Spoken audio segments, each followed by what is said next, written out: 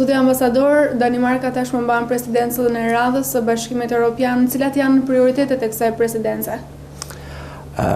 Most of the Western world is in a crisis. Shumica e botës perëndimore është në krizë të thellë financiare, edhe Bashkimi Evropian gjithashtu. Në BE, kjo është shoqëruar me një krizë të ekzistencës, pjesërisht e sjellë nga pamaturia në financa e disa vendeve. Presidenca daneze e sheh rolin e saj si një ur mbi ujërat e trazuar, dhe për të siguruar që ajo të mos ndodhë përsëri, duke bërë BE-n më dinamike dhe më të shëndetshme ekonomikisht. Ky është prioriteti ynë kryesor. Por ne gjithashtu dëshirojmë të promovojmë një Europë më të gjelbër, një të ardhme mjedisore më të shëndetshme, sikurse një Europë të sigurt, ku qytetarët e saj të mund të jetojnë në paqe dhe siguri. Këto janë prioritetet tona. And we want to promote a more secure Europe, a place where people can live in peace and in safety. That's our main priorities. Cili është qëndrimi juaj për sa i përket zgjerimit të Bashkimit Evropian dhe sa mendoni se do të ndikojë kriza e borxheve në pengimin e këtij prioriteti? Denmark was one of the very first countries advocating enlargement for the NATO and for the EU. Danimarka ishte mes vendeve të para që mbrojtën zgjerimin si në NATO edhe në Bashkimin Evropian. Ka një arsye të fortë pse kriteri për të bërë vend antar i Bashkimit Evropian quhet kriteri i Kopenhagenit, sipas emrit të kryeqytetit tonë. Ka një arsye të fortë pse hapi më i madh në zgjerimin e BE-s u ndërmor gjatë presidencës sonë në 2002-shin, ku shumica e bllokut të dikurshëm lindor u pranua në BE. A high priority and a consistent priority of Denmark since the early 90s.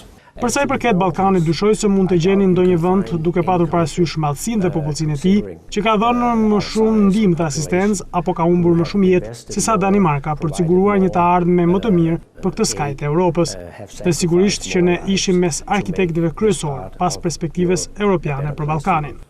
Kështu që me veprat, përpjekjet, sakrificat tona ne kemi treguar një angazhim për zgjerimin të pashoq dhe vazhdojmë ta bëjmë.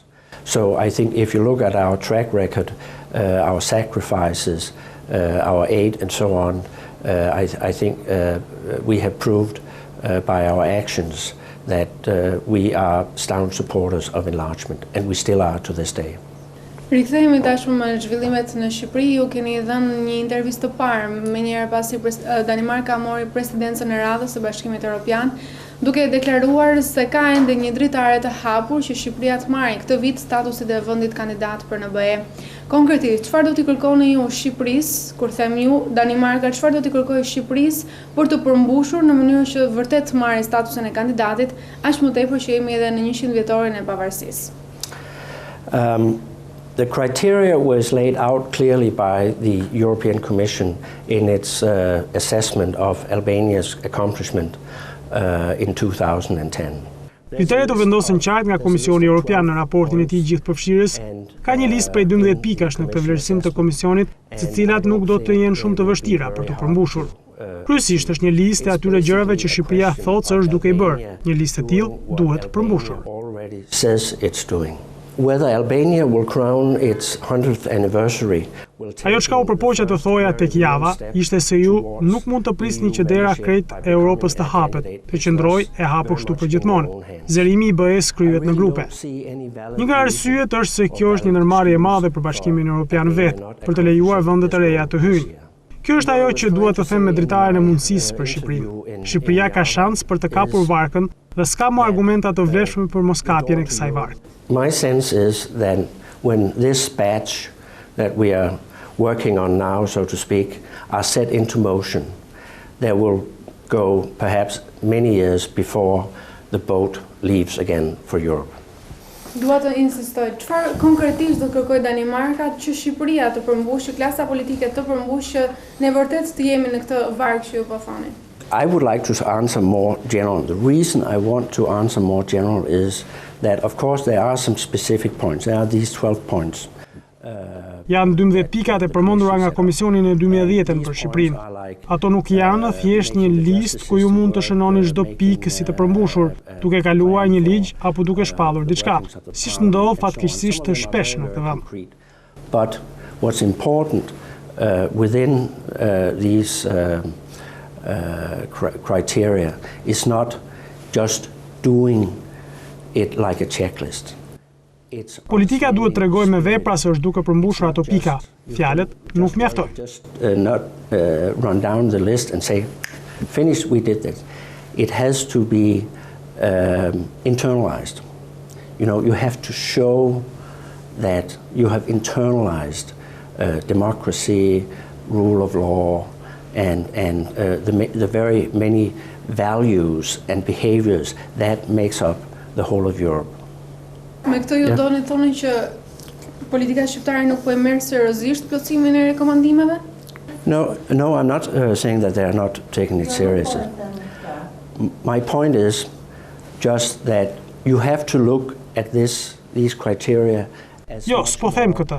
Ajo që dua të them është se ju duhet të shikoni këto kritere jo thjesht si detyrë që duhet bërë. Ju duhet të tregoni se keni përvetësuar vlerat dhe parimet e demokracisë, që përbëjnë thelbin e bashkëpunimit në BE. Nëse shihni listën, këto janë të vështira për të përmbushur. Pra, nëse ekziston thjesht vullneti, mund të përmbushet. Politikanët shqiptarë duhet të tregojnë se vërtet po i përmbushin këto detyra e duhet ta përmbushin këtë me vepra. Thjesht fjalët nuk mjaftojnë. Fatkeqësisht në Shqipëri, siç e dinë edhe vetë shqiptarët, ka një boshllëk mes asaj që thuhet dhe asaj që bëhet. Duhet të vendoset një lidhje mes asaj që thuhet dhe bëhet. Pra, ajo çka shikojmë ne dhe vendet anëtare është nëse Shqipëria po bën vërtet atë që po thotë se po bën. Pra, përsëri them se listat e detyrave që i kërkohen Shqipërisë të përmbush nuk është se janë të vështira. Në të vërtetë është çështje e ndryshimit të sjelljes apo qasjes. Sometimes big difference between what is being said and what is actually being done. We have to make that connection between what is said and what is done. They have to fit together, and what we are looking at as the EU, as member countries, is if Albania is doing what they're saying they're doing. But again, I think the list of things Albania should are asked to achieve is really not that difficult. A do të jetë presidenti një test i klasës politike shqiptare në rrugën e Shqipërisë drejt BE-s? That is up to the Commission to decide. It's the Commission that takes a decision about when they feel they have enough evidence that Albania has achieved the targets and reached the goal and shown the right attitude. Kjo është në dorë të Komisionit Evropian. Është KE që merr vendimet dhe kur ka treguar të mjaftueshëm që Shqipëria ka ndryshuar sjellje dhe i ka përmbushur detyrat që janë vënë. Është në dorën e KE-s për të thënë dhe vendosur se kur Shqipëria mund të ketë ose jo statusin e vendit kandidat. Por duhet ta theksojmë se kjo është diçka që KE dhe vendet anëtare duhen të ndodhë, sepse është brenda mundësive nëse ekziston vullneti. Por është e rëndësishme të theksoj se koha për fjalët ka mbaruar, duhen veprat. 2012 veste 100 vjetorit pavarësisht natyrisht lidhet edhe me zgjedhjen e presidentit të ri të Republikës, i cili është ndruar tashmë në debatin më të nxehtë të ditës. Është artikuluar së fundmi ideja e ardhur kryesisht nga ana e opozitës për një president konsensual, por nga ana tjetër kemi parë që mazhoranca është e palëkundur në qëndrimin e saj për zgjedhur një president sipas kushtetutës që do të mjaftonin dhe 71 votat e mazhorancës. A mendoni edhe ju se duhet të ketë një president konsensual dhe a mendoni se do të ishte një mënyrë e mirë zgjedhja e presidentit siç u veprua me avokatin e popullit para me një listë kandidaturash, me një lloj-testi para një komisioni përpara se të merrë një vendim? What I can say is that I think it would be wonderful if the political parties could agree on a presidential candidate and elect a president that is chosen by consensus. Do të ishte e mrekullueshme nëse partitë politike do të binin dakord mbi një kandidat për president konsensual, që do të ishte i zgjedhur me konsensus, sepse kjo do i bënte politikanët të tregonin në të vërtetë se kanë përvetësuar se çdo të thotë demokraci.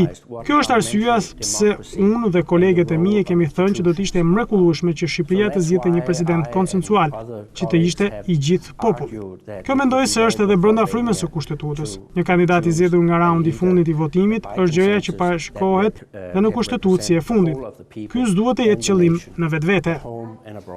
A candidate elected by simple majority is the last resort in the Constitution if you can't agree. It should not be an aim in itself.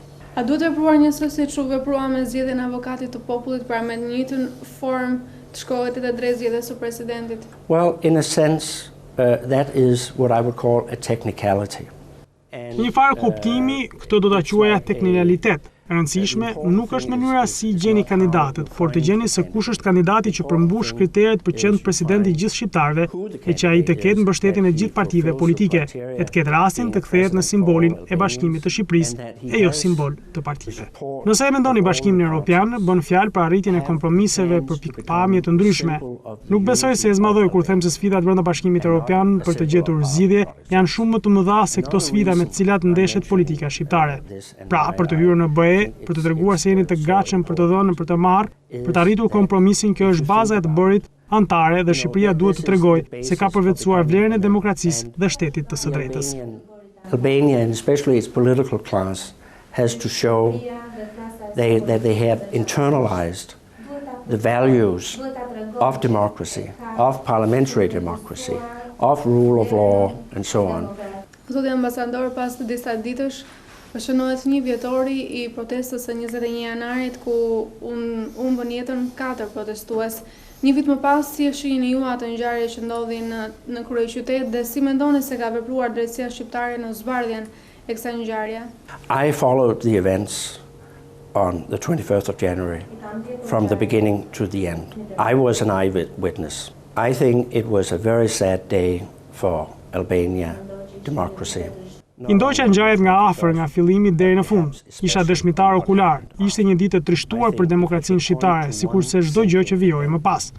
Nëse pati një ngjarje që hodhi dyshime se për ku Shqipëria ishte drejtuar, ishte 21 janari dhe jo më pak ditët që vijuan. Këto dyshime nuk janë zhdukur. And those doubts have not been laid to rest. Së fundmi, nëse është mundur një këshill, ndoshta që ju do donit t'i jepni të politikanëve shqiptar? I think the most important thing that Albanian politicians can do now, and I think it's expected by the people. Ajo çka shqiptarët presin nga politikanët e tyre është që ata të kapin mundësitë me qëllim që ata të kurorëzojnë 100-vjetorin e pavarësisë, duke hedhur këtë hap të rëndësishëm që Shqipëria të marrë statusin e vendit kandidat për Bashkimin Evropian. Është hapi i parë i rëndësishëm për të bërë antar që Shqipëria të ribashkohet Europës. A candidate member is really the first step, real step towards becoming a full member of the EU. And I think Albania, also considering its history, really deserves to rejoin Europe. Zoti ambasador, duke ju falenderuar fillimisht për këtë intervistë që ju mundsuat për Ora News, do doja edhe një urim nga ana juaj pasi pas disa ditësh ky televizion feston edhe 5 vjetorin e krijimit të tij. I think Ora News and the media in Albania plays a huge role. I'm not saying media in Albania is perfect, but one thing that characterizes media here is that you Mendoj që Ora News e media në Shqipëri luan një rol të jashtëzakonshëm. Nuk them që media në Shqipëri është përkryer, por një gjë që e karakterizon median këtu është se ndryshe nga vendet e tjera, këtu ka pluralizëm. Pra ekzistojnë kanale ku ju mund të shprehni pikpamjet tuaja. Por gjithashtu e vërtetë që jo gjithmonë ajo çka thuhet transmetohet ashtu siç është thënë. Ajo që mund të them për Ora News është se luan një rol kryesor, duke qenë live 24 orë në ditë.